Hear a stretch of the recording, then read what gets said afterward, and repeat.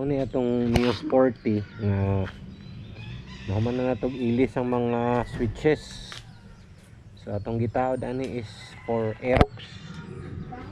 Sa mga interested nga nay M3 or Sporty, pwede ninyo ning itaod guys. So activated na ang kill switch ani. So sa mga kuan is idle man ni siya. So sa Sporty gihimo na tong kill switch. Nya kini mga switches ani naka direct na ni siya. Siga na siya. Nyang headlight siga na pud na.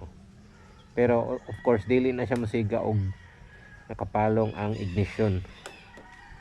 So kana So ini naka-on na tong ignition, and then if naka-off pa ang ato ang kill switch, mo start siya pero dili mo andar. Tanawa so bisan unsaon nimo og start dili gyud, pero naka-on mo ni siya ang on.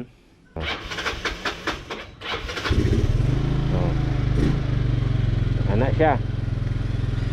So of course automatic siga man ni ang ato ang panel. So sa isa ka switch park light mo na tong park light, wala pa atong headlight nya. Ang ikaduha is headlight. Na headlight of course na atay MDL ani. MDL na to. So ang nakanindot ani is na passing. Pero ako pa ning i-kuan, amo pa ning i-modify si Brad Gary sad nga ang passing manggod ani nga switch is mugana lang siya if naka-on imong headlight.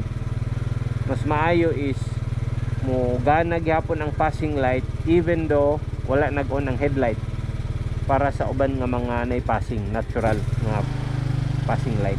Okay, na ako'y biyahe, na ako'y tuon sa poblasyon, na ako'y kuha og parcel.